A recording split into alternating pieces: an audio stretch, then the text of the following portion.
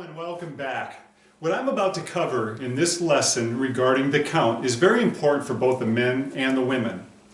In order to explain this, I'm going to be stepping back a little bit so you can see me, and I'll be demonstrating several things by either doing the man's part or the lady's part. As I'm doing all these demonstrations, don't get hung up too much on what I'm doing, as I'm simply trying to explain how I'll be doing the count as we move forward in these lessons.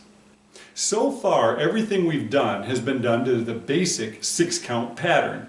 It's all been done to 6 beats of music. For instance, as we know, if the gentleman is doing the basic footwork, it goes like this. Gentleman's part is 1, 2, 3, 4, 5, 6.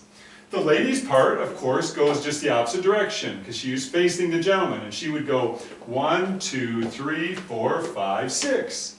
Now, if the lady's going to do an outside turn, the gentleman just does his basic footwork and the lady does her turn, as we've taught in the previous lessons. So, if I, as a guy, was leading the lady into a turn, I'm going to demonstrate doing a basic first, and I'm going to signal her on the 5, 6, and it goes 1, 2, 3, 4, 5, 6. 1, 2, 3, 4, 5, 6. Again, the gentleman's just doing the 6-count basic footwork, and the lady is doing that move with just those 6 beats of music. We're at a point in these lessons where we need to add additional steps in order to allow for the turns that we're going to be doing. For example, if the lady was going to do 2 outside turns followed by 2 inside turns, the gentleman will need to take additional steps to his left plus additional steps to his right. Of course, if the gentleman was going to do 2 outside turns, then the lady would need to take the additional steps, but just in opposite directions. So let me go ahead and demonstrate the 2 ways that you could do the count for 2 ladies outside turns and 2 ladies inside turns. And again, we're going to be teaching how to do the turns in the upcoming lessons, so don't worry about that too much and whether I'm doing the gentleman's part or the ladies. We're focusing here on the count. 2 ways you could count. If I lead, as a gentleman, if I lead lady into 2 outside turns and then 2 inside turns, there's 2 ways you can do it. One would be like this. I'm going to do a basic first. 1, 2, 3, 4, signal.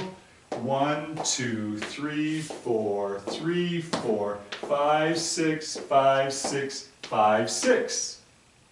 The other way that can be counted would be like this. I'm going to do a basic first. 1, 2, 3, 4, signal. 1, 2, 3, 4, 5, 6, 7, 8, 9, 10, 11, 12. Now, the way I intend to do the count throughout these lessons is when the gentleman is going to his left and the lady is going to her right, I'm going to be using the numbers 1 through 4. When the gentleman is going to his right, or the lady's going to her left, we'll be using the numbers 5 and 6. Also, my intentions are to add extra 3 4s rather than 1 2s. However, during these lessons there may be times where I will accidentally add some extra 1 2s rather than the 3 4s. If I do, it's a mistake on my part, and I hope you don't get too confused with that. Let me go ahead and demonstrate that.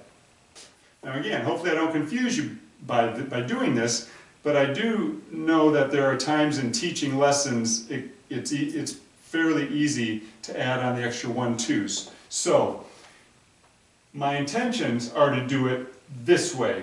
1, 2, 3, 4, 5, 6, 1, 2, 3, 4, 3, 4, 3, 4, 3, 4, until I'm done going in that direction. But I might accidentally do it this way.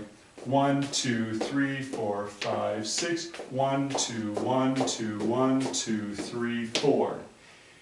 And if I do that, please forgive me, it's just an oversight on my part. Now some instructors may teach by counting the steps in the accumulative manner until you reach the end of the pattern that you're doing. Sort of like I demonstrated a few moments ago when I went 1, 2, 3, 4, 5, 6, 7, 8, 9, 10, 11, 12. One benefit in teaching with an accumulative counting method is if you're teaching a pattern, for instance, that has 12 20 steps in it. It might be easier for some people to learn the pattern if they have a reference point as to where they should be in the counting at any given point in the pattern that they're learning. I believe that both ways of counting work, and there are some pros and cons for each method, but I have reasons why I prefer doing it the way that I do, which I won't bore you with. I just think that this way tends to work a little better overall. So here in summary, to recap what I just covered in the last several minutes regarding the count. If I as the guy am taking extra steps to my left, we're going to be doing extra 3s and 4s. As I mentioned a few moments ago, we're going to go 1, 2, 3, 4, 3, 4, 3, 4, 3, 4. If I, as the gentleman, am going to my right, we're going to be using the numbers 5, 6. So the intention will be to go 5, 6, 5, 6, 5, 6, 5, 6 until we get to the end of going in that direction. Well, that's basically what I wanted to cover in regards to the count. It's not real complicated, but I felt that it made a lot more sense to put it in a separate lesson rather than adding it to one or two of the upcoming lessons. In the next lesson, I'm going to cover the other item, which is how we need to change our footwork to allow for the moves that we're going to be teaching in these upcoming lessons. If you enjoyed this lesson, or if you found this information helpful, please let me know by giving it a thumbs up. Thank you for watching, and we'll see you in the next lesson.